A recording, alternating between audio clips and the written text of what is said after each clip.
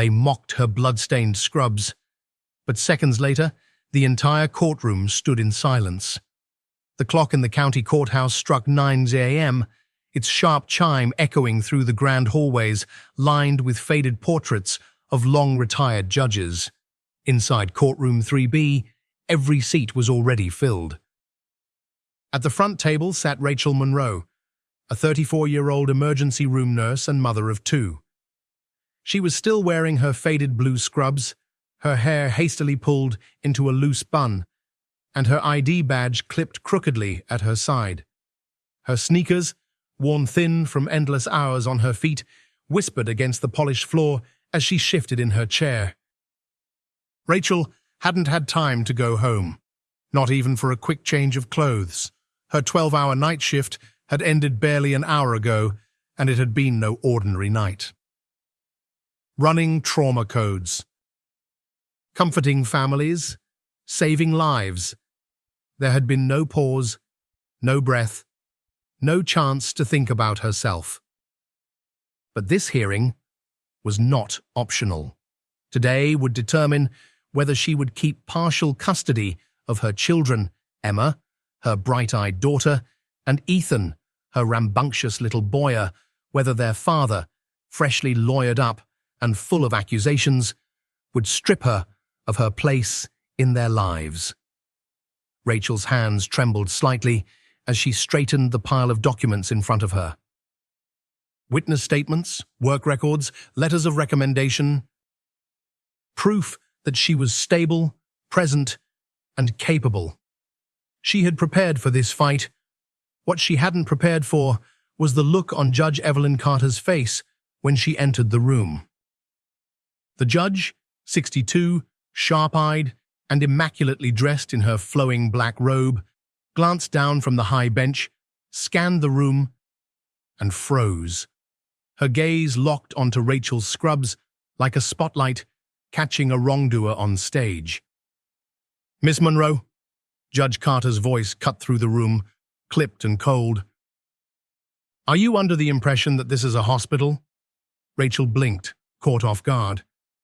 "No, Your Honor," she said quietly. "I just finished a shift. I came straight here." A faint murmur rippled through the courtroom gallery. Some faces turned away in discomfort, others stared openly, judgment clear. Judge Carter raised one meticulously plucked eyebrow. "This is a courtroom, Miss Monroe, not a break room. You are expected to dress appropriately when appearing before this court." Rachel opened her mouth to explain further, but Adam Whitmore, her attorney, quickly rose to speak. Before he could get a word out, Judge Carter shut him down with a sharp wave of her hand. "Save it," the judge snapped. "Miss Monroe, you are presenting yourself in a custody matter, and you show up wearing what amounts to pajamas." Rachel sat up straighter. She could feel the heat of 100 eyes on her, the strangers, the clerks, even Brandon Mills, the opposing attorney, whose smirk suggested he already believed he was winning. Her hands rested atop each other on the table. She looked directly at the judge, steady and calm, and spoke. "With respect, Your Honor," she said, voice low but clear. "These pajamas still have blood on them." The room went silent. Rachel's next words seemed to echo through the wood-paneled walls. "It's not mine. It belongs to the 7-year-old boy I helped pull back from cardiac arrest at 4:17 this morning. I didn't have time to go home. I had time to save his life or change clothes for you." The weight of her words dropped heavy into the room. For a long moment, no one moved. The fluorescent lights above hummed softly, the only sound.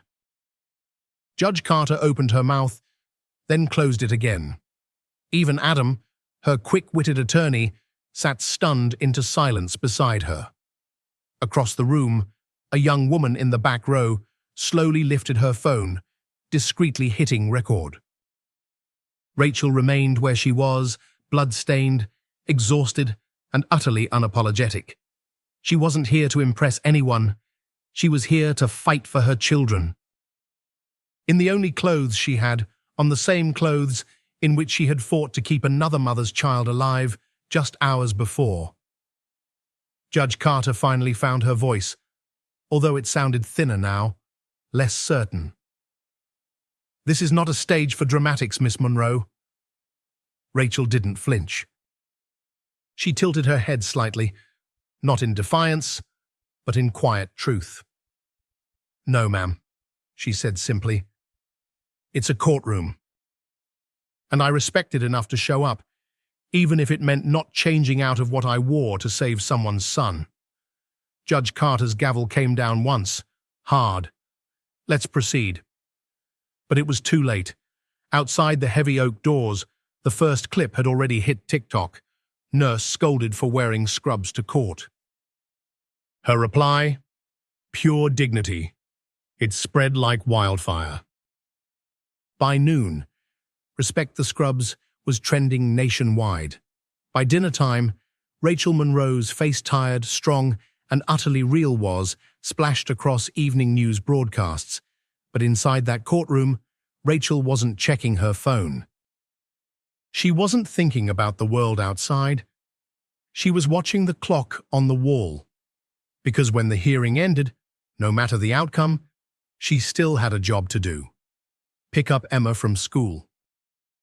Kiss her son on the forehead, fold tiny socks, pack lunches. Show up again and again. Rachel Monroe didn't wear polished suits or designer heels. She wore blood, sweat, tears, and heart. And in a world that often judged worth by appearances, she was about to remind them all. True strength doesn't always wear a suit. Sometimes it wears scrubs, sneakers, and the quiet determination to keep showing up, no matter what. The courtroom settled into a taut, uneasy silence. Judge Evelyn Carter, usually so composed, so immovable behind the bench, seemed for a moment to hesitate. Rachel Monroe's quiet defiance had shifted something, not just in the judge, but in the very air of the room. Adam Whitmore, Rachel's lawyer, glanced over at her, a flicker of admiration in his eyes. He hadn't expected her to speak so plainly, so powerfully, and judging by the murmurs from the gallery, neither had anyone else. Rachel sat still, her hands clasped loosely on the worn tabletop, her body carrying the weight of a long night, but her spirit standing tall. Across the aisle, Brandon Mills, the sharply dressed attorney for her ex-husband, rose from his chair. His cufflinks caught the fluorescent lights, flashing for just a moment like tiny silver shields. He approached the podium with a measured stride, smirking slightly. Not cruel, not mocking, just the kind of smirk that suggested entitlement, that believed charm and polish could outmaneuver truth. "Miss Monroe," he began smoothly, "can you confirm that you voluntarily chose to work a full night shift before today's important custody hearing?" Rachel nodded once. "Yes, sir." "I did." Mills tapped his pen thoughtfully against the edge of the podium. "And you did so, knowing full well that you would need to appear here this morning?" "Yes." "So," he said, letting the word stretch out, "would it be fair to say that you prioritized your work over preparing for your case, over your own children?" There it was, the dagger, the bait he thought she would stumble over. In the gallery, a collective sharp intake of breath rippled through the spectators. Adam tensed beside her, ready to object, but Rachel lifted a hand, subtly, to still him. She leaned forward slightly in her seat, her voice steady, her gaze unwavering. "No, sir," she said, her voice calm and clear. "I prioritized the life of a stranger's child." A few heads in the gallery tilted forward, listening. Rachel continued, her words slow and deliberate. Because if it were my daughter coding on a trauma table at 4 a.m., I would pray that the nurse on duty stayed. She folded her hands again, resting them quietly before her. I didn't choose between my job and my children. I chose to be the kind of mother I'd want to show up if they ever needed saving. Even Brandon Mills faltered for a beat, his polished exterior cracking just slightly. Rachel didn't stop. "And for the record," she said, her voice dipping just slightly with emotion, not weakness, but strength. "Every hour I work puts a roof over my children's heads. It feeds them, protects them, pays for the therapy they needed when their father walked out." The gallery buzzed with low murmurs. A woman near the back dabbed at her eyes with a tissue. Judge Carter gripped her gavel tightly, but she didn't strike it. She simply watched, a conflicted expression flickering across her face. Mills shifted awkwardly. "You seem quite emotional," he offered, searching for a way to regain footing. "That's understandable." Rachel straightened in her seat. "I'm not emotional," she said, her voice cool and direct. "I'm exhausted." She let the word hang in the air for a moment, heavy and undeniable. "But there's a difference," she continued. "Emotion comes from weakness. Exhaustion comes from doing everything you can to hold a family together while the world judges you for not having time to iron your blouse." There was no rebuttal, no clever retort, because in that moment, the truth was undeniable. The courtroom, built on procedure and appearances, had been forced to confront something far rarer: authenticity, the weight of real sacrifice. The kind that didn't dress up for court, the kind that didn't apologize for bloodstains, for tear tracks, for sleepless nights, the kind that simply showed up again and again, even when it would have been easier to collapse. The energy in the room shifted, not in the official record, not yet, but in the hearts of those who witnessed it. Even Brandon Mills, who had come armed with strategy and polish, found himself flipping through his notes with a distracted, almost defeated air. Judge Carter finally stirred. She glanced down at the bench before her, the meticulously organized papers suddenly seeming cold, irrelevant. She looked back at Rachel, studying her, not as a figure in a file, but as a mother, a worker, a fighter. Slowly, almost reluctantly, Judge Carter spoke. "Let's recess for 15 minutes, she said, her voice lower than before. The bailiff moved toward the doors, signaling for the gallery to stand. But even as they filed out quietly, no one spoke. They didn't chatter about custody statutes or legal strategies. They whispered about the woman in scrubs, the woman who, in showing up exactly as she was, had made them all reconsider what strength really looked like. Rachel stayed seated for a long moment after the room emptied, staring at the empty benches. Adam touched her arm lightly. "You didn't just win points," he said quietly. "You reminded them what they're supposed to be protecting?" Rachel offered a tired smile. "I wasn't trying to," she said. "I just didn't have time to pretend." Outside the courtroom, the ripple effect had already begun. The video clip had doubled its views during the hearing. News outlets were picking up the story, but Rachel Monroe wasn't thinking about any of that. She was thinking about Emma waiting at school, about Ethan home with her neighbor, clutching his favorite stuffed dinosaur, about her next shift, another long night, another set of lives depending on her. She was thinking about showing up, because that's what strength does. It shows up bloodstains, exhaustion, wrinkled scrubs, and Alan refuses to back down. The 15-minute recess passed in a blur for Rachel Monroe. She sat quietly, nursing a cup of stale coffee from the courthouse vending machine, her scrub sleeves pushed up to reveal the faded indentations where IV tape had clung to her skin just hours earlier. Adam Whitmore sat beside her, flipping through his notes, but neither spoke much. There was nothing to say. The truth had already filled the courtroom like a rising tide. It was too heavy, too real, to be undone by strategy or clever words. When the bailiff called everyone back into session, Rachel rose, feeling every ache and throb from the long night behind her. Still, she stood tall, walking back into courtroom 3B, not as a defendant, not even just as a mother, but as someone who had chosen to show up, no matter the cost. Judge Evelyn Carter returned to her bench, her expression unreadable. The gallery was even more crowded now.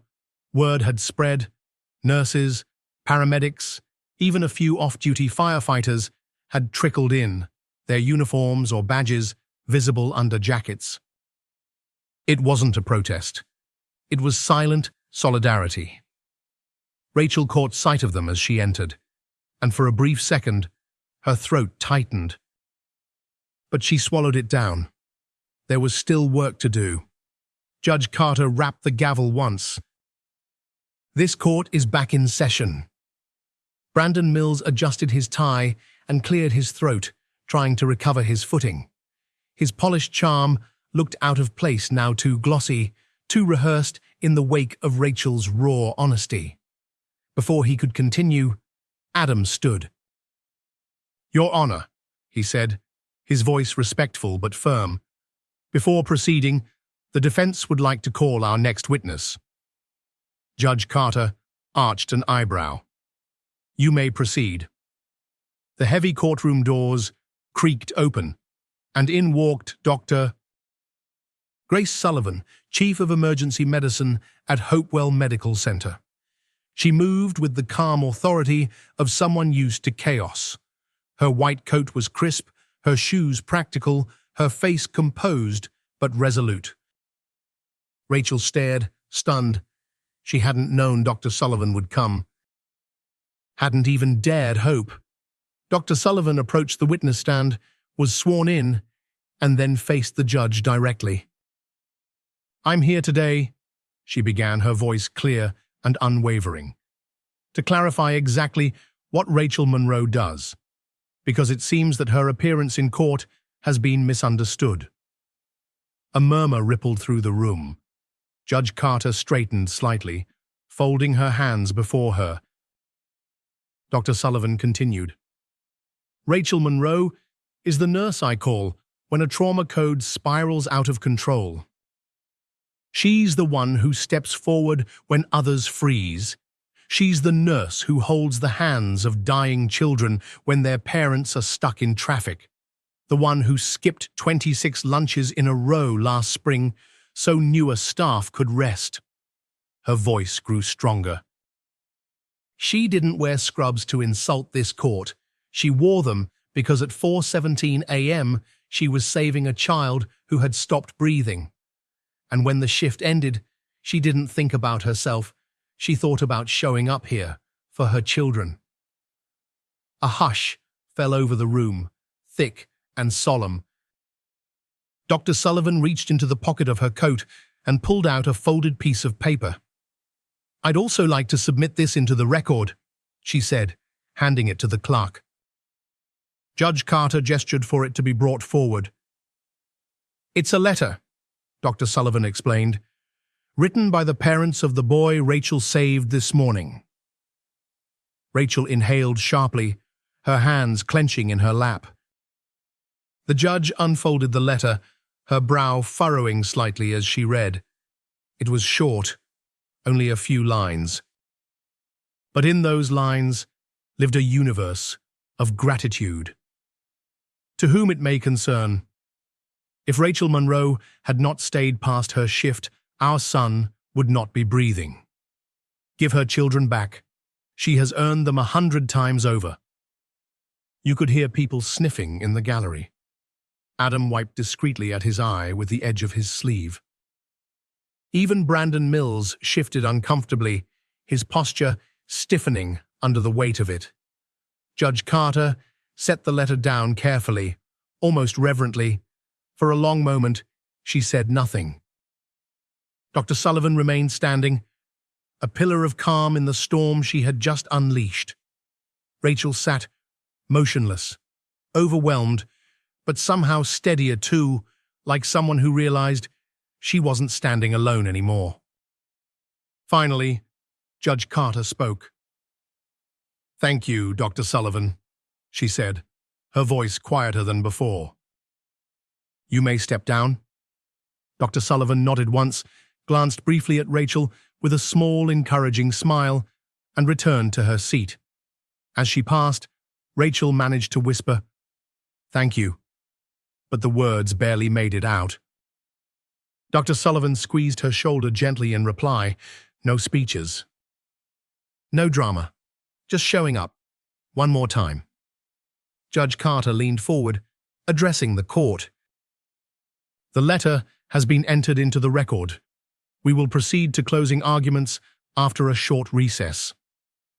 The gavel struck once more, but no one moved immediately. It was as if the entire courtroom needed a moment to absorb what had just happened. Outside in the hallway, reporters were already gathering. Phones buzzed with notifications. Across the country, Rachel Monroe's story was no longer just about a custody hearing. It had become a testament to what real strength looks like.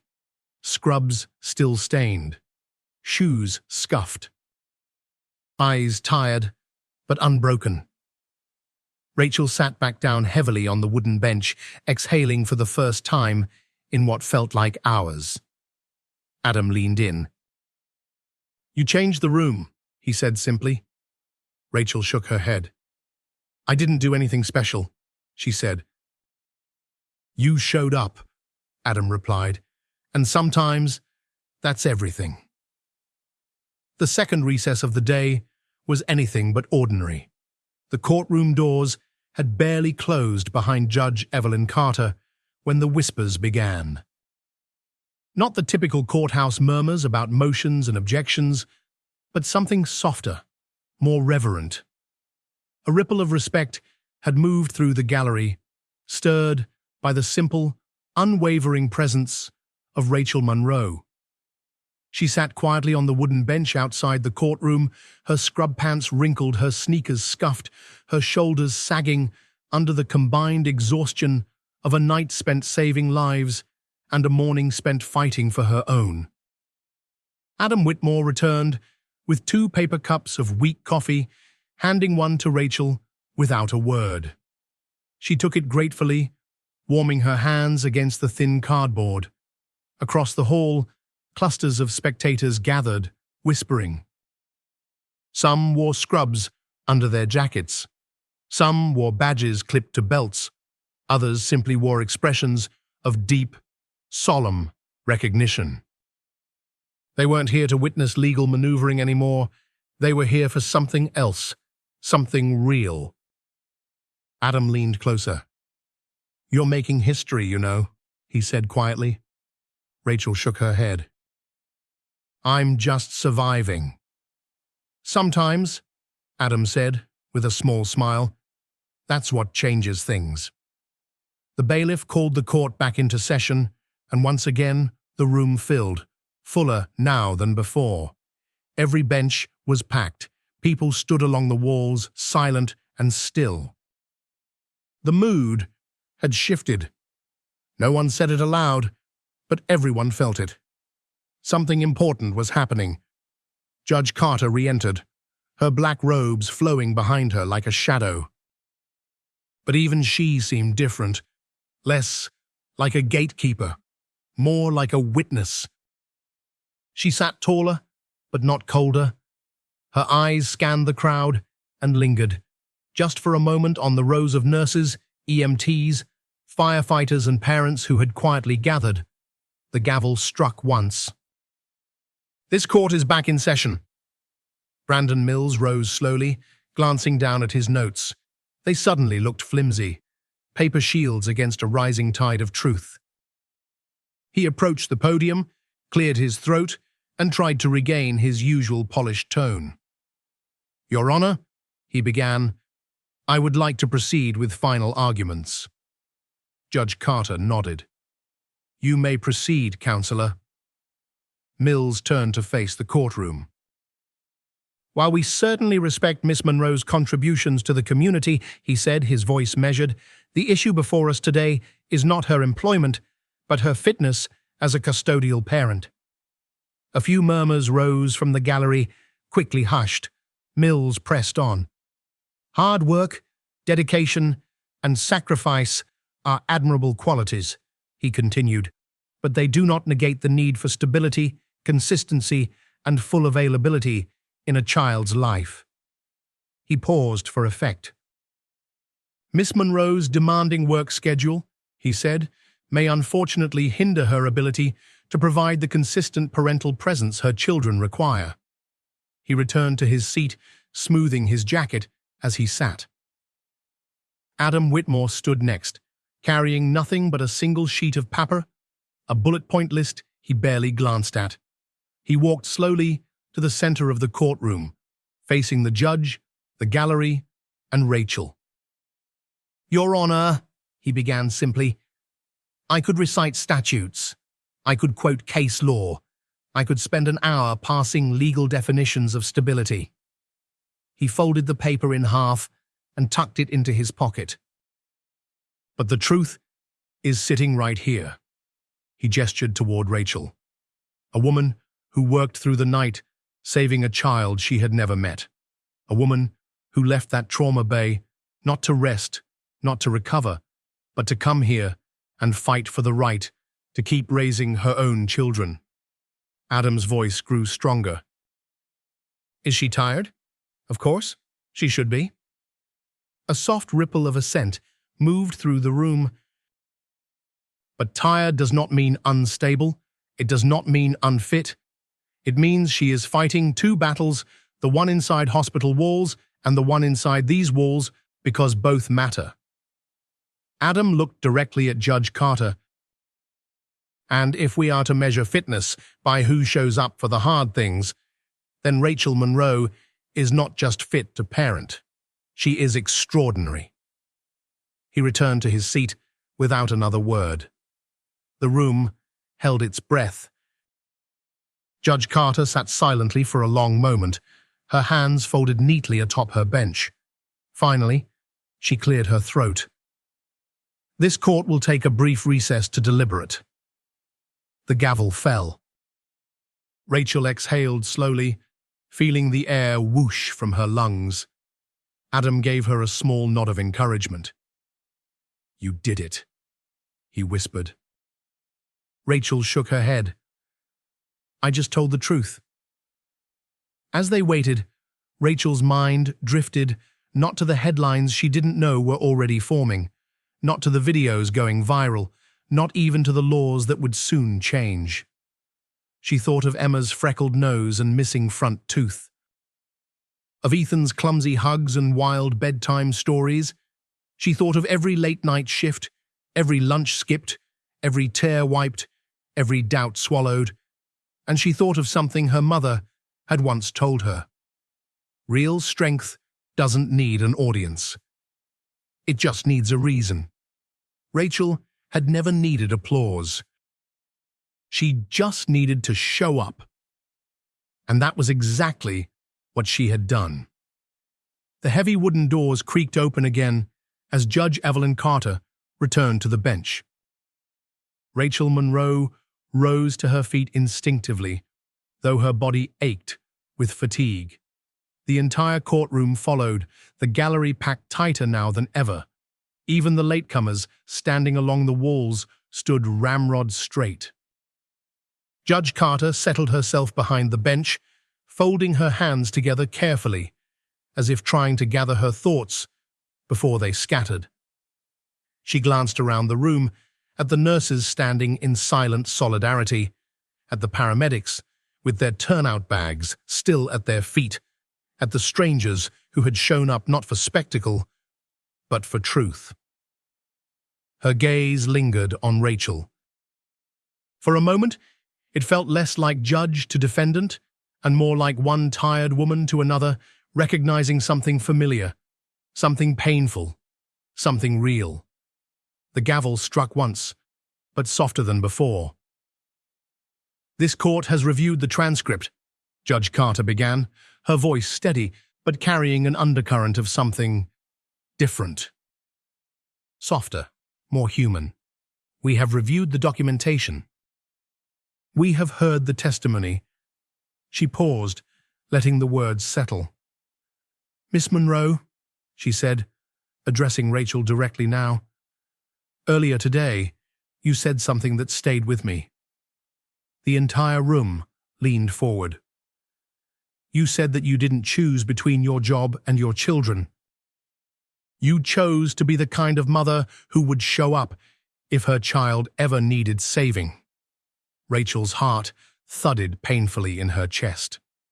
Judge Carter took a breath. "I have spent many years on this bench, valuing order, discipline, and appearance. But today, you reminded this court and, frankly, reminded me that real strength isn't polished. It's not ironed. It's not always rested."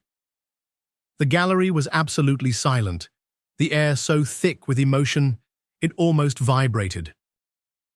"Real strength," the judge continued, her voice catching slightly, "sometimes shows up wearing scrubs stained with blood, sneakers worn thin by duty, and eyes heavy from a night spent choosing someone else's life over your own comfort."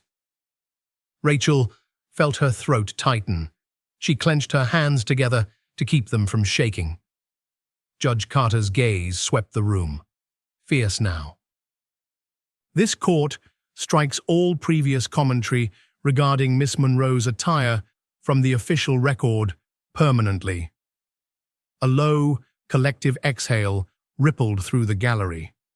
Judge Carter wasn't finished. "This courtroom has seen polished liars. It has seen well-dressed frauds. Today, we saw someone who, despite exhaustion and judgment, showed up for her children, for her patients, for what's right." Her voice softened. "And for that, Miss Monroe, this court owes you not just an apology. It owes you gratitude." The murmurs started low, a few nurses wiping their eyes, a paramedic nudging his partner until they swelled into something bigger. A standing ovation wasn't permitted in courtrooms. It wasn't proper. But some things were bigger than propriety. First, a nurse in the back rose to her feet, then another. And another. Soon, the entire gallery stood. No clapping. No shouting, just standing in solemn, unified respect. Rachel stood too, not out of pride, but out of something deeper. Out of shared exhaustion, shared sacrifice, shared humanity. Judge Carter waited, letting the moment breathe. When the room finally settled again, she continued, her voice quiet. "In regards to custody of Emma and Ethan Monroe, this court finds no evidence, legal or moral, to suggest that the children would be better served elsewhere." Rachel's knees nearly buckled. "The court hereby grants full physical and legal custody to Miss Rachel Monroe." A sob broke free, somewhere behind her. Adam Whitmore reached over and squeezed her hand, his own eyes shining. Rachel pressed a trembling hand over her mouth. It was over. The fight was over. But more than that, she had been seen. Not for her wrinkles or her messy hair or her scuffed shoes, for her truth, her fight. Her showing up. Judge Carter sat back in her chair, her voice soft now. "Miss Monroe," she said, "thank you for reminding us all what justice is supposed to protect." Rachel didn't remember walking out of the courtroom. She didn't remember the flash of cameras or the microphones shoved toward her. She didn't hear the news anchors saying her name or the tweets flying across the internet. She only remembered the feeling of Emma's small arms flinging around her waist as she stepped onto the courthouse steps. "Mommy!" Emma cried, squeezing tightly. Rachel knelt down, hugging her daughter fiercely. Ethan barreled into them a moment later, almost knocking them over.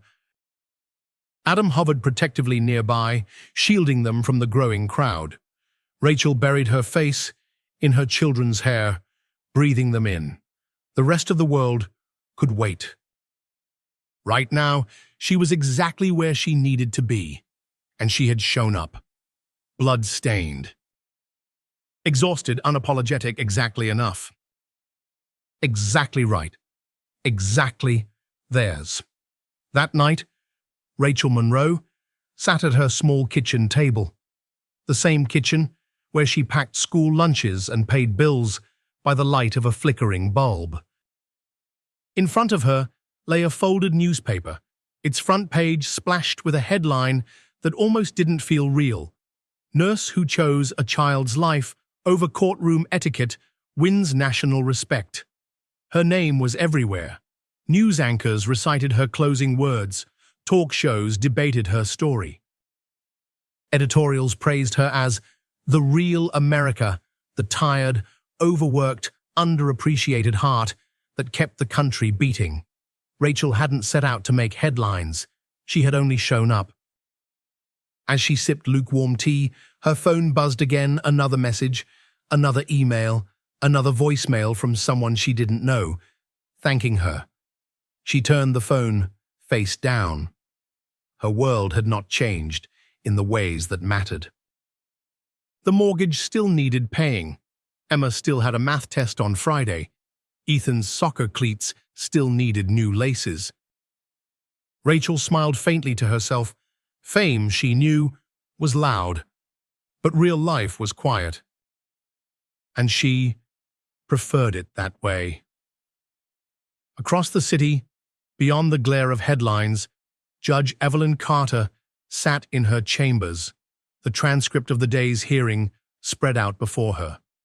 She wasn't reading it as a judge anymore. She was reading it as a woman, a mother, a citizen. Line by line, Rachel's words cut through her. "I didn't choose between my job and my children.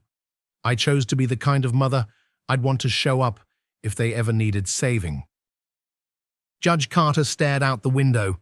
The city lights blurred through misty eyes. In all her years on the bench, she had measured success by polish, sharp suits, clean arguments, orderly decorum. But now, she understood. Strength didn't always come neatly pressed. Sometimes it came wrinkled and worn, carrying the smell of antiseptic and the memory of heart monitors beeping frantically in the dark hours before dawn. Rachel Monroe had not just defended herself.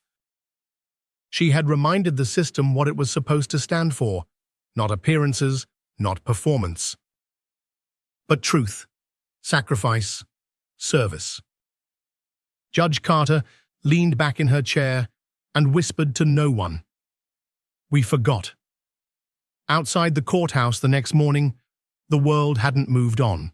A crowd gathered, not protesters. Not politicians, just people, nurses, paramedics, firefighters, teachers. Ordinary citizens who recognized in Rachel Monroe a reflection of their own quiet, unseen battles. Some held handmade signs, "Respect the scrubs," "Real heroes wear sneakers," "Showing up is enough." Inside, court clerks wore navy blue ribbons on their lapels in silent tribute. The bailiff, who had sternly ordered silence the day before, now nodded respectfully at every nurse who passed. Change didn't announce itself with brass bands. It showed up like this: quiet, steady, unstoppable. By noon, the story had broken beyond state lines. National news outlets picked it up. Hashtags flooded social media. Respect, the uniform, nurse justice. The real America, hospitals from New York to Los Angeles, organized Scrubs Day, encouraging staff to wear their uniforms everywhere, grocery stores, city halls, even courtrooms, with pride. Rachel's words were printed on posters taped to hospital walls. "Save a life or change for you. I chose the life." In teachers' lounges, in police precincts, in firehouses, conversations shifted. What mattered most was not how you looked when you showed up. It was that you showed up at all. Rachel Monroe, for her part, declined interviews. She turned down book deals, speaking engagements, television appearances. When a neighbor knocked to congratulate her, Rachel just smiled shyly and said, "I'm not a symbol. I'm just a mom with tired feet." But symbols have a way of finding those who deserve them. And without trying, Rachel had become one. Not because she stood taller, but because she knelt lower to tie a child's shoe, to steady a trembling hand, to offer comfort in rooms filled with pain. Not because she fought harder, but because she showed up even when she was too tired to fight at all. Not because she wore armor, but because she wore scrubs. And that more than any speech, any headline, any ruling, was what the world needed to remember. That the greatest acts of courage often looked ordinary. A nurse, walking into court without changing her shoes. A mother, choosing presence over polish. A tired woman carrying a nation's forgotten gratitude on her weary shoulders. Rachel folded the newspaper and set it aside. Tomorrow would come, like it always did. Emma would need help with her science project. Ethan would need a ride to practice. Bills would pile up. Shift schedules would change. And Rachel would tie her sneakers, pull on her scrubs, and show up all over again. Because that's what real strength does. It doesn't wait for applause. It doesn't ask for permission, it just goes. Bloodstains, wrinkles, exhaustion, and all. Weeks passed, but Rachel Monroe's story refused to fade away. What had started as a courtroom defense spread far beyond the courthouse walls. Across the country, in hospitals, firehouses, and school staff rooms, people talked about her. Not because she had shouted, not because she had demanded anything, but because she had simply shown up messy, exhausted, real, and reminded everyone what true strength looked like. Her story traveled quietly at first, carried by nurses exchanging weary smiles on late-night shifts, by teachers wiping chalk dust from their hands, by firefighters rolling up hoses after long days. It wasn't the loudness of the moment that made it powerful. It was the truth behind it. It wasn't long before lawmakers began to notice. In state houses and committee rooms, conversations shifted. Why had a nurse, someone who had spent her night saving lives, been nearly punished for the clothes she wore into court? Shouldn't there be room in the system to honor sacrifice over appearances? A bipartisan group of legislators took up the cause. They drafted a resolution inspired by Rachel Monroe's story. They called it the Heart Standard, a name chosen both for its symbolism and as a quiet tribute to the woman whose strength had sparked it. The Heart Standard proposed simple but profound changes. Emergency workers, including nurses, EMTs, and firefighters, who were called to court immediately after a shift, could not be penalized or judged based on wearing their professional uniforms. Courtrooms would be reminded through formal policy that service sometimes came wearing bloodstains and fatigue, not polished shoes and starched collars. It wasn't a sweeping revolution, it was common sense wrapped in compassion. And when the Heart Standard was introduced for vote, something extraordinary happened. It passed, unanimously, no party lines. No grandstanding speeches, just quiet agreement that something right needed to be done. 3 states adopted it within months. More soon followed. One congressman, a man known more for his stern demeanor than sentiment, spoke quietly at the signing ceremony. "She didn't come here to make noise," he said. "She came here because she refused to apologize for doing the right thing, and because of that, we're a little better today than we were yesterday." Across America, changes rippled outward. Judges updated courtroom decorum policies, adding specific clauses that recognized the uniforms of service. Court clerks held workshops reminding staff that respect is not measured by a pressed suit, but by the quiet dignity of sacrifice. In hospital break rooms, staff taped up signs that read, "Showing up is enough." In high schools, teachers included Rachel's story in lessons about courage and civil service. Even in places Rachel would never visit, her story lived on. Yet Rachel Monroe herself stayed exactly who she had always been. She still clocked in at Hopewell Medical Center, pulling night shifts, changing IV bags, holding frightened hands in the early hours of the morning. She still packed Emma's school lunches and chased Ethan around the backyard when the weather was good. She answered the occasional letter from young nursing students, writing simple words of encouragement in her careful, tired handwriting. But she never stood behind a podium, never gave a speech, never let the noise distract her from what mattered. Because for Rachel, the heart of it was never about recognition. It was about presence. About showing up even when the world wasn't watching. One afternoon, as Rachel picked Emma up from school, she noticed something different. Outside the front office, pinned to a corkboard, was a printed copy of her courtroom quote, "Save a life or change for you. I chose the life." She stood there for a moment, hand resting on Emma's shoulder, letting the weight of it settle. She hadn't meant to inspire anyone. She had simply refused to leave when it got hard. And somehow, that had been enough to move a nation a little closer to remembering its best self. As they walked to the car, Emma tugged at her sleeve. "Mum," she said, "when I grow up, can I be like you?" Rachel knelt down, brushing a lock of hair from her daughter's forehead. "You can be whoever you want, sweetheart," she said.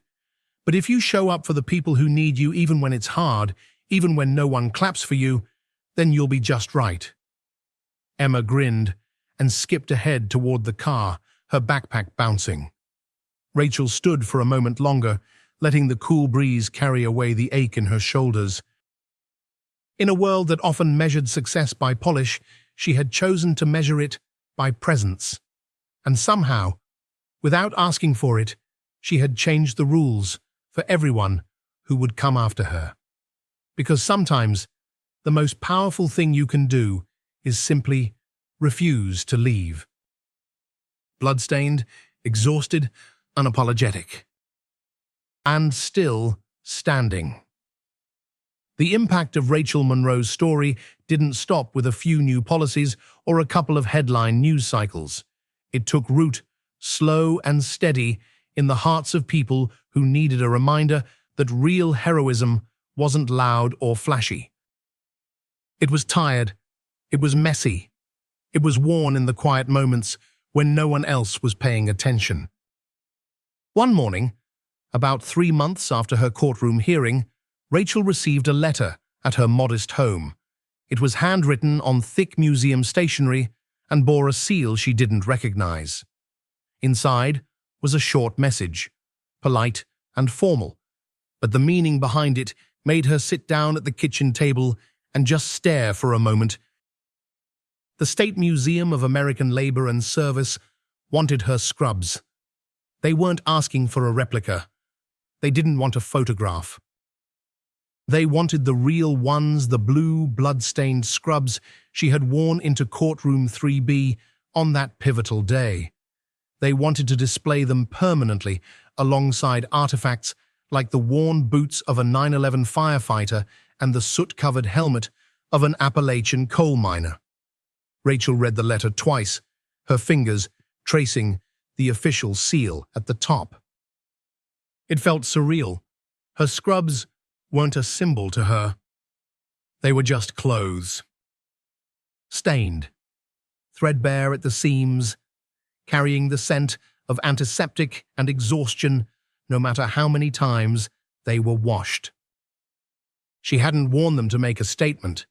She had worn them because there had been no time to do anything else. She folded the letter carefully and tucked it back into the envelope.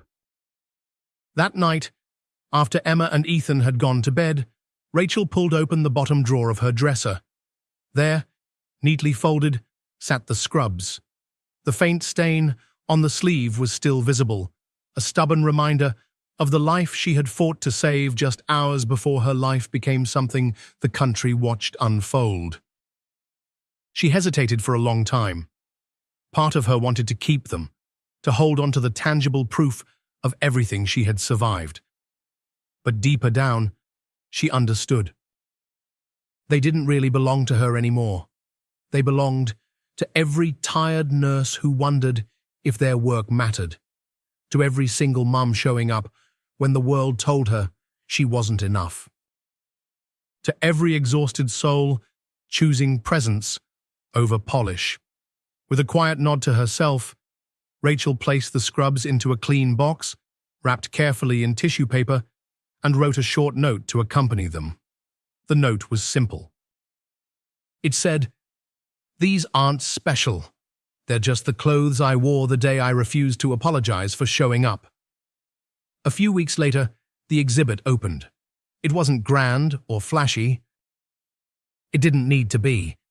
Visitors entered a softly lit gallery filled with symbols of ordinary people doing extraordinary things. There, in a glass case, beneath a spotlight that made the blue fabric seem to glow, Rachel's scrubs stood next to other relics of quiet bravery. A small brass plaque read, "The scrubs that showed up, worn by Rachel Monroe, ER nurse, mother, and advocate for everyday courage." Families visiting the museum stopped and stared. Children pressed their faces close to the glass. Teachers explained that sometimes real strength didn't wear medals or capes. Sometimes it wore sneakers and scrubs. Rachel didn't attend the opening ceremony. She didn't like crowds, and the idea of standing in a room where people might clap for her made her skin itch. Instead, she spent that afternoon at Hopewell Medical Center, covering for a co-worker who needed to attend a family funeral. It felt more right that way. When she finished her shift, she picked up Emma from a birthday party and helped Ethan build a lopsided Lego tower at the kitchen table. Ordinary moments, the kind she had fought so hard to keep, yet the world kept noticing. Letters continued to arrive. Some from young nursing students who said they had been inspired to stay in school because of her. Some from judges who admitted they had rewritten courtroom policies because of what her story had taught them. Some from mothers and fathers who simply wrote, "Thank you for showing us it's okay to be tired and still be enough." One rainy evening, after a long shift and a grocery run with 2 cranky kids, Rachel sat on the couch folding laundry when Emma climbed onto her lap, holding a library book. "Look, Mommy," she said excitedly, pointing to a page. It was a children's book about American heroes, firefighters, teachers, nurses. And there, near the back, was a small illustration of a woman in scrubs standing in a courtroom, head held high. Beneath it was a simple caption. "Rachel Monroe showed the world that showing up is what matters most." Rachel smiled and hugged Emma tighter, feeling the weight of the day fall away. She didn't need medals. She didn't need fame. She just needed moments like this. A quiet living room. A child in her arms. The knowledge that by staying true to herself, She had given her children, and countless others, something more valuable than any trophy. A reminder that even when you're tired, even when you're worn down to the seams, even when the world tries to tell you you're not enough, because you don't look polished or powerful, you are still exactly what the world needs. You just have to keep showing up. By the time spring rolled around, Rachel Monroe's story had become more than a ripple. It was a current, moving steadily through the conscience of a nation. Hospitals organized their own Scrubs Days, where doctors and nurses were encouraged to wear their uniforms proudly outside of work, as a quiet tribute to those who showed up even when the world wasn't looking. Judges across multiple states revised courtroom decorum policies, adding clauses that explicitly protected emergency workers coming straight from shifts. Even some airlines and banks issued new guidelines for service workers, urging their employees to extend grace toward those wearing work attire that spoke not of carelessness, but of commitment. In schools, teachers created lesson plans around the idea of everyday courage, highlighting figures like Rachel, who changed the world not with grand speeches, but with simple acts of steadfast presence. Rachel, meanwhile, continued on with her life almost exactly as before. She worked the night shift at Hopewell Medical Center, packed Emma and Ethan's lunches, and attended PTA meetings when she could squeeze them into her unpredictable schedule. She was the same woman who wiped noses, checked fevers, and triple-checked homework before falling into bed for a few precious hours of sleep. But the world around her had shifted in subtle ways. Strangers stopped her at the grocery store just to say thank you. Once, a high school girl with a battered backpack shyly handed her a handwritten letter, thanking her for showing that you didn't have to be perfect to make a difference. And perhaps the most moving shift of all came one ordinary Wednesday afternoon. Rachel was finishing her shift, scrubbing her hands at the ER sink, when Dr. Grace Sullivan, her longtime mentor, tapped her on the shoulder. "You have a visitor," Grace said, with a rare smile. Rachel dried her hands and followed Grace to the small staff lounge. Sitting there, looking nervous but determined, was Judge Evelyn Carter. Rachel blinked in surprise, wiping her palms against her scrub pants. "Your Honor," she said, instinctively. Judge Carter shook her head gently. "Not today," she said. "Today it's just Evelyn." She reached into her briefcase and pulled out a small framed certificate. "I thought you should be the first to know. The state Supreme Court adopted the Hart Standard today. It's officially recognized across every courtroom in the state." Rachel stared, speechless. Judge Carter placed the certificate on the table between them. "You didn't just change one case," she said. "You changed how we see the people who hold this country together." For a long moment, Rachel said nothing. Then quietly she asked, "Did you ever think it would happen?" Judge Carter smiled wryly. "Honestly, no. We're not a system that changes easily, but sometimes someone shows up in a way you can't ignore. You didn't yell. You didn't demand. You just stood there in your scrubs, exhausted and real, and you forced all of us to look in the mirror." Rachel felt her throat tighten.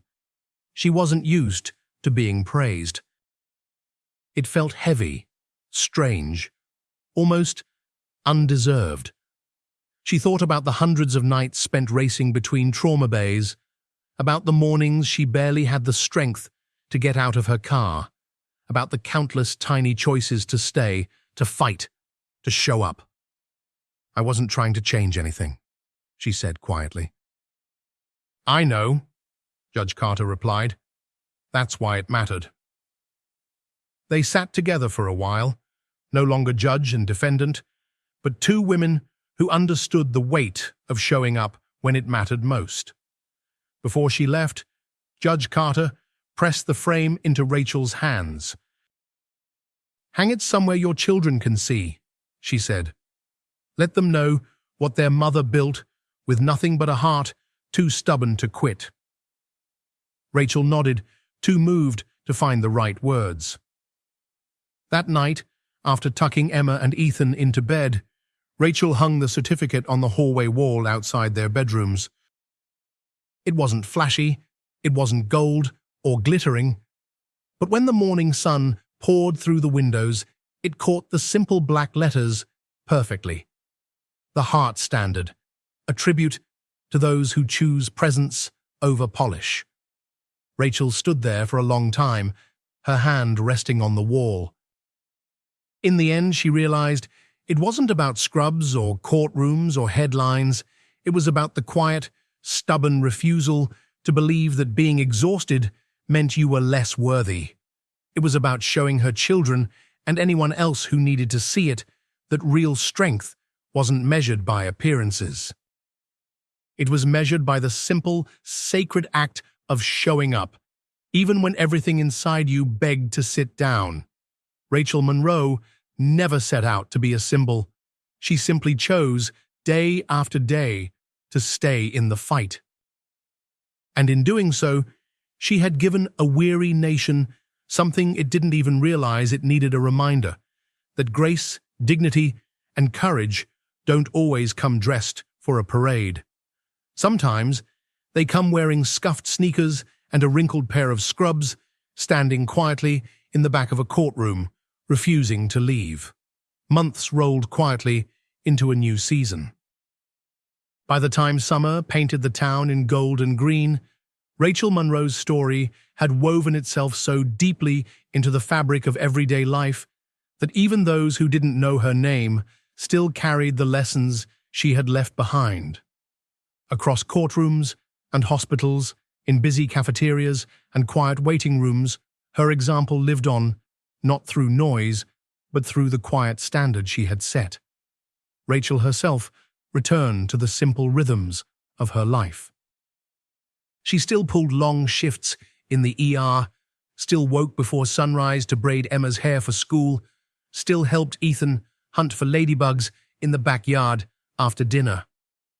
Fame, she had long realized, was fleeting and hollow compared to the real work of being present.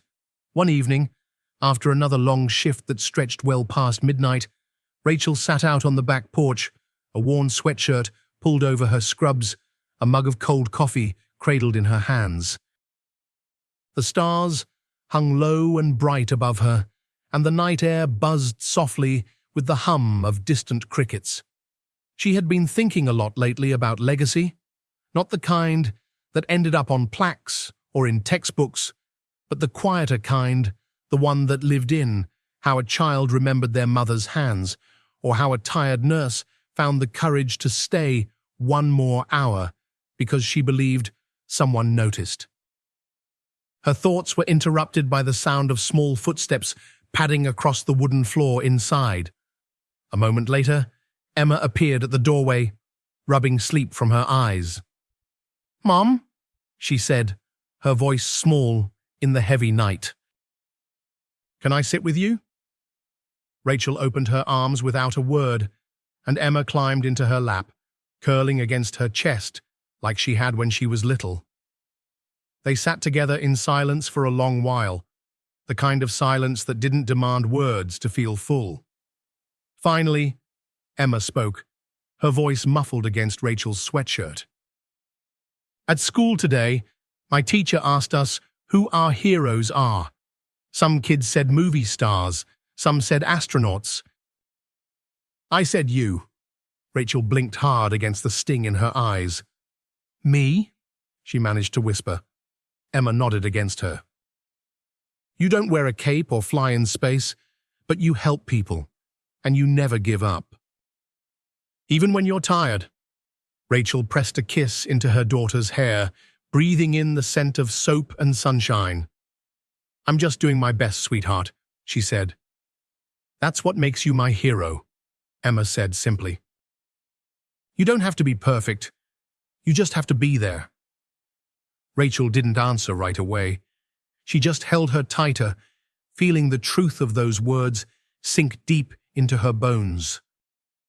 Somewhere along the way, the world had learned to celebrate noise over presence, perfection over persistence. But children, they knew better. They knew that sometimes the bravest thing you could do was to keep showing up, even when you were running on empty. Especially then.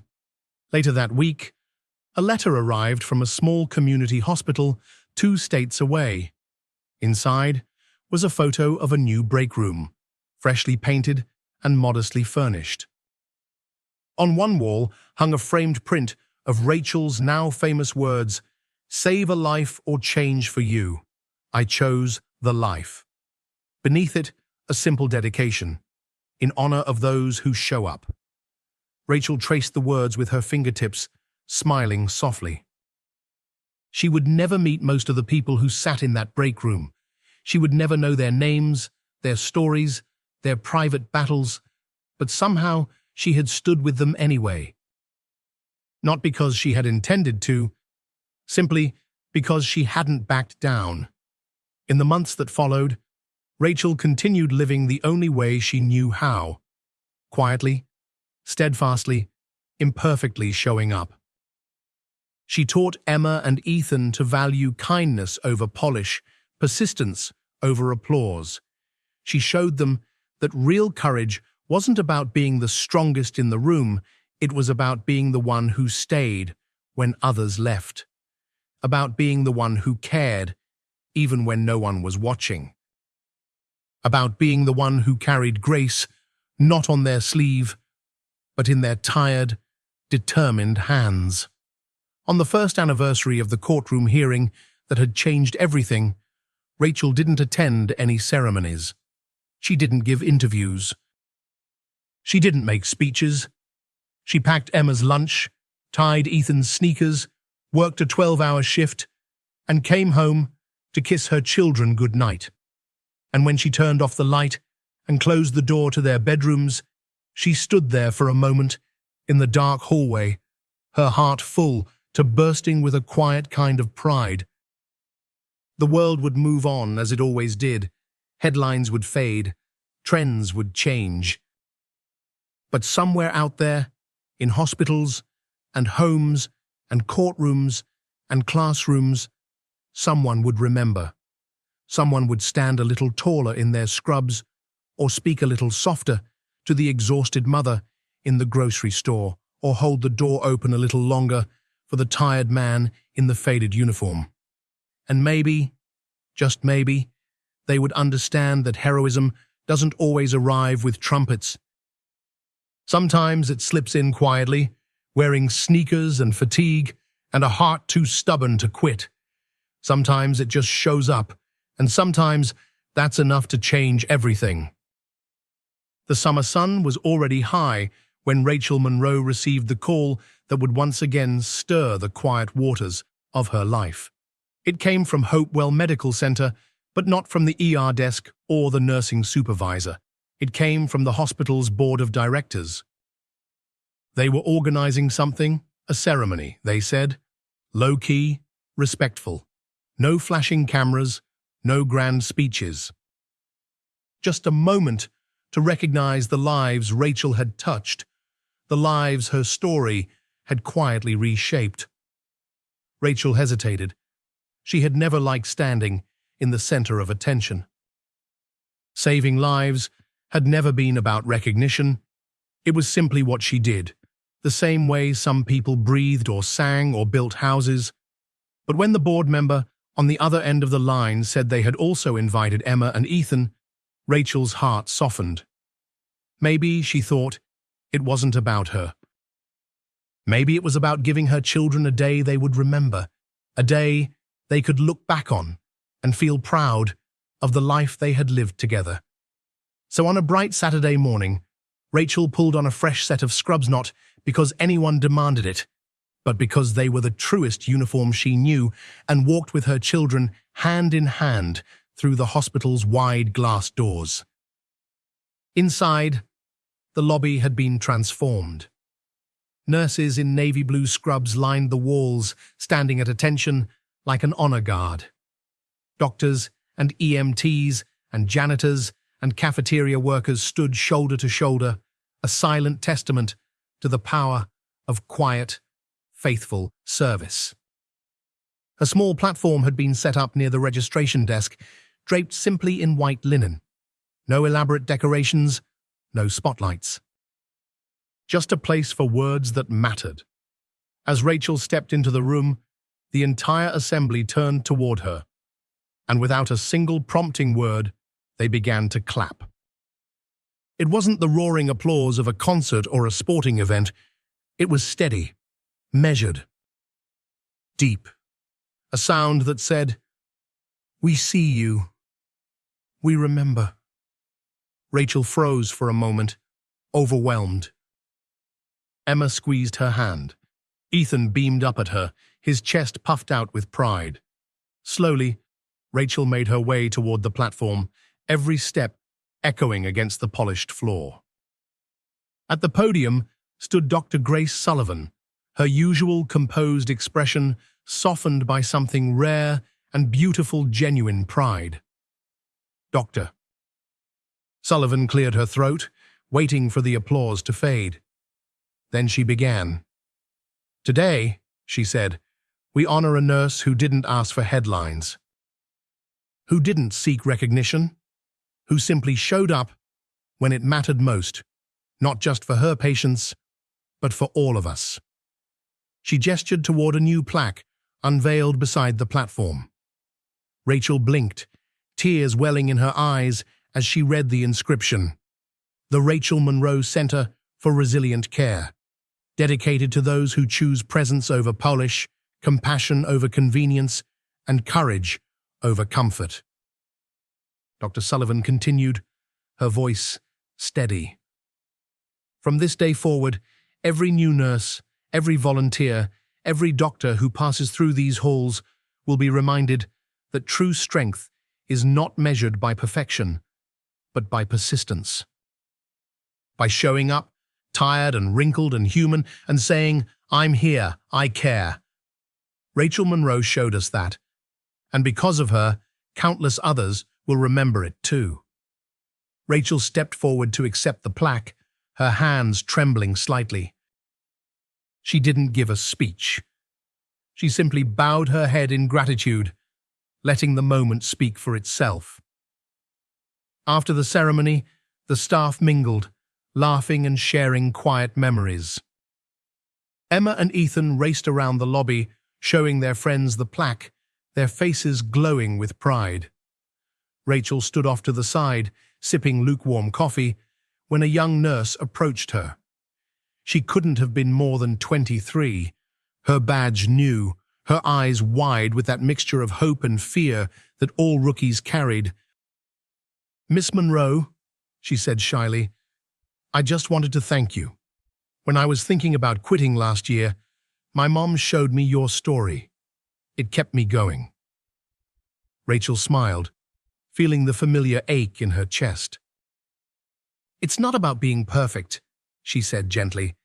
"It's about being there when someone needs you." The young nurse nodded, her eyes shining. "I'm glad you were there." Later, as Rachel drove her children home, Emma asked from the back seat, "Mom, why did they name the new center after you?" Rachel thought for a long moment before answering. "Because sometimes," she said slowly, "showing up when it's hard makes more difference than you realize." Ethan piped up, "Like superheroes." Rachel laughed softly. "Maybe a little, but real heroes don't always wear capes. Sometimes they just wear scrubs and tired smiles." As they pulled into their driveway, Rachel felt a deep, abiding peace settle over her. She hadn't sought greatness. She hadn't crafted a legacy. She had simply chosen to stand, to stay, to show up. And somehow, in doing so, she had given her children and the world a story worth remembering. a story that whispered through hospital hallways and courtroom chambers, through kitchens and classrooms and quiet living rooms across the country. A story that said, louder than any speech, presence matters, kindness matters, and even when the world forgets for a while, someone will always remember the scrubs that showed up. Life, for Rachel Monroe, moved on in the steady, unglamorous way it always had. Shifts at Hopewell Medical Center still started at odd hours. Ethan still managed to scrape his knees on every playground in a 10-mile radius. Emma still needed help with her math homework, her tiny brow furrowed in concentration over fractions and decimals. Fame, as Rachel always suspected, faded quickly. Headlines moved on. New stories captured the world's attention. But the changes Rachel had sparked, the quiet revolution of kindness and resilience, did not fade. They grew quietly, steadily, like seeds planted in the deep soil of people's everyday lives. One evening, as Rachel finished charting notes after a particularly grueling shift, she found a letter in her locker. No name, no address. Just a simple envelope with her name written in a careful, looping hand. Inside was a short note. It read, "Dear Miss Monroe, I'm not a nurse or a firefighter. I don't save lives. I just work at a library.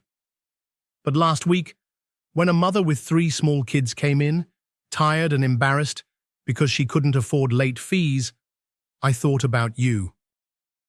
About showing up, about grace over judgment, I waived the fees.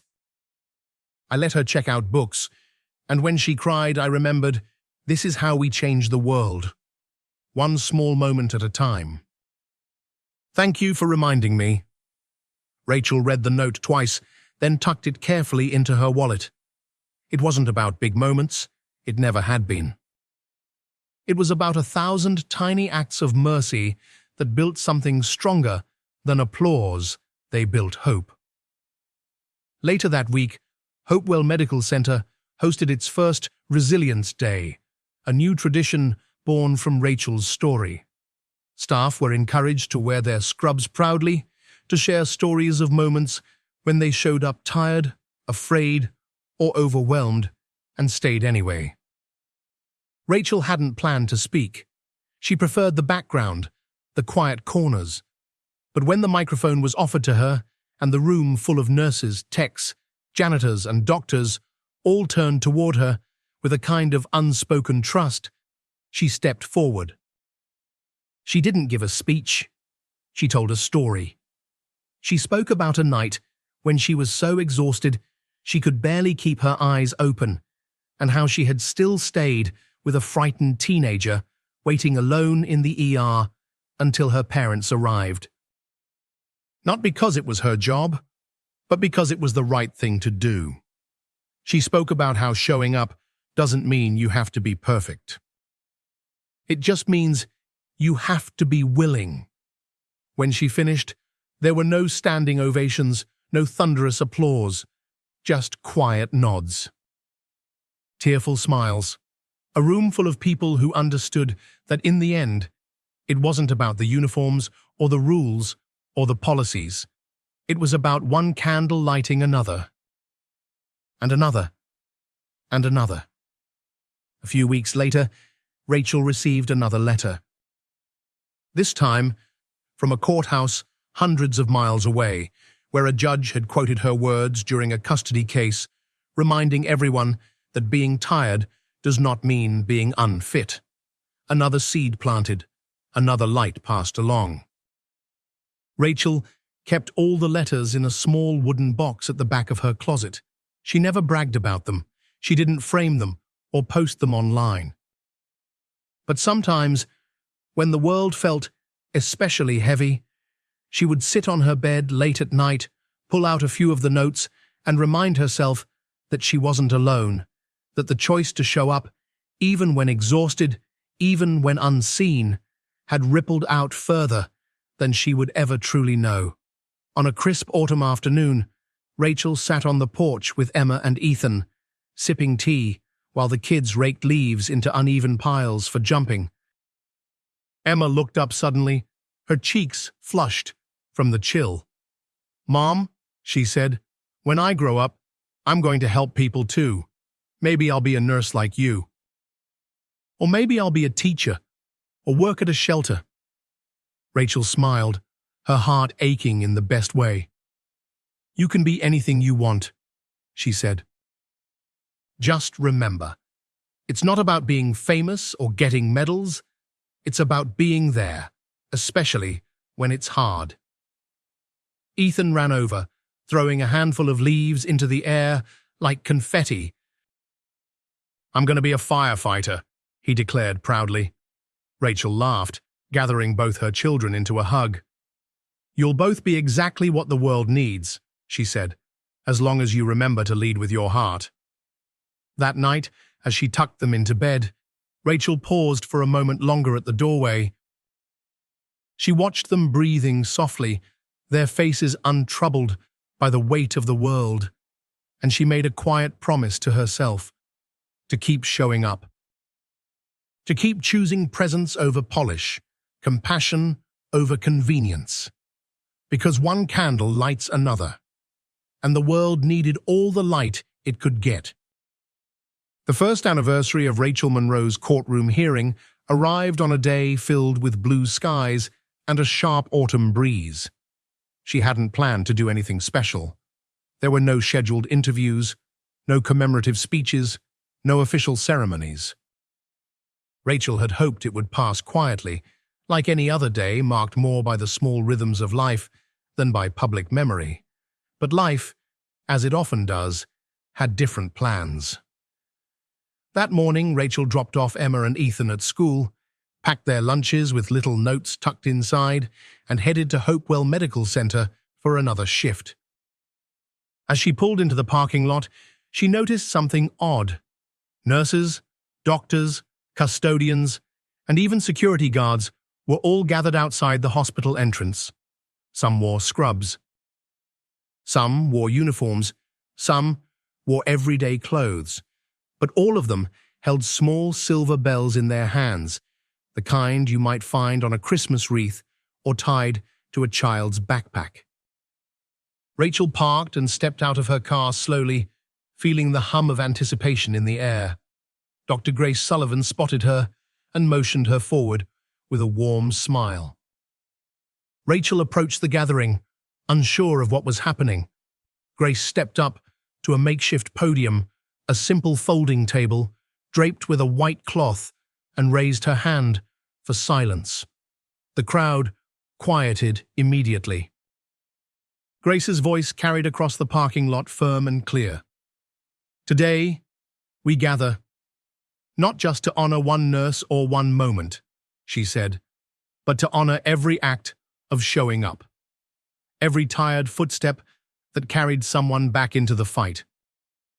Every sleepless night spent watching over strangers. Every decision to stay when walking away would have been easier." She turned and looked directly at Rachel. Rachel Monroe didn't ask to be a symbol.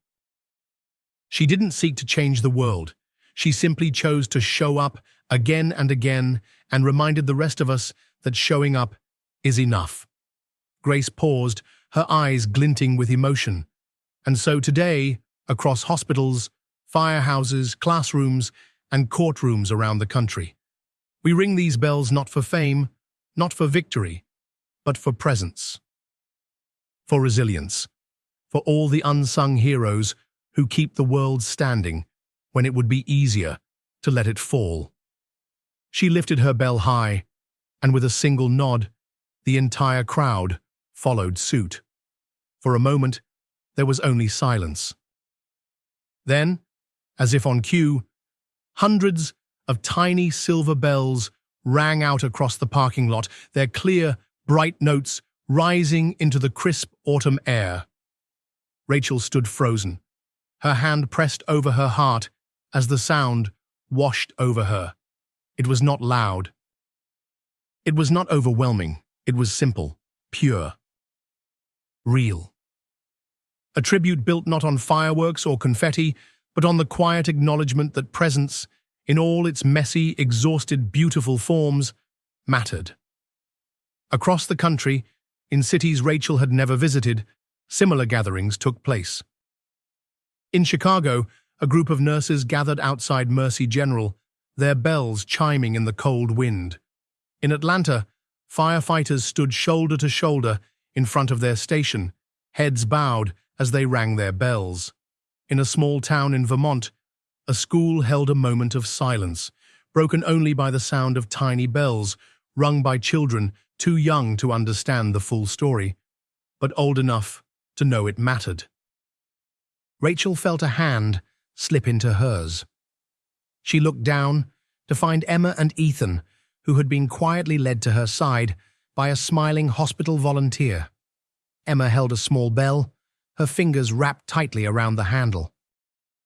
Ethan, ever exuberant, shook his bell with wild enthusiasm, sending bright peals of sound into the air. Rachel knelt and gathered them both into her arms, tears slipping down her cheeks unchecked. "Are they ringing the bells for you, Mummy?" Ethan asked, his voice loud and clear over the soft clamor. Rachel smiled through her tears. "They're ringing the bells for all of us," she said, "for everyone who chooses to keep going, even when it's hard." That night, as Rachel tucked her children into bed, Emma whispered sleepily, "I'm going to ring a bell every time I help someone." Rachel kissed her forehead. "That's the best way to honor it," she said. Later, when the house was quiet and the stars blinked gently overhead, Rachel sat by the window, the little silver bell resting on the windowsill beside her.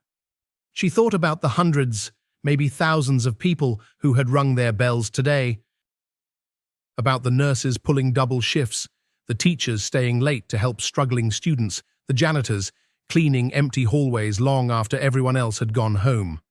She thought about how none of them would ever have their names in lights, how none of them would ever receive parades or medals. But they didn't need to, because their bells had rung, their presence had been counted, their light had been seen. Rachel picked up the bell and rang it once, a soft, clear chime that filled the room. It wasn't for herself. It was for everyone who had ever chosen to stay, to care, to show up tired and unpolished and human. In that simple, shining moment, she realized that legacy isn't about being remembered by millions. It's about lighting one small candle at a time until the whole world glows a little brighter. And even if the headlines faded and the cameras moved on, that light passed from one weary hand to another would never go out. In a world that often measures worth by titles, appearances, and loud victories, Rachel Monroe's story reminds us that true greatness is found in the quiet act of showing up. Her journey teaches that you do not have to be flawless, celebrated, or fully rested to make a difference. You simply have to be willing to stay when it's hard, to care when it's easier not to, and to give even when the world may not applaud. For those of us who have spent decades weathering life's storms, it is a powerful reminder that resilience isn't about never growing tired. It's about choosing to stand, tired and all. It is about believing that every small act of kindness, every moment of grace, and every decision to keep going is part of a legacy far bigger than ourselves. Rachel's life shows that you don't have to be extraordinary to leave a lasting impact. You just have to be present. And sometimes, the simple decision to keep showing up day after day is the greatest gift we can offer the people around us and the clearest reflection of a life well lived.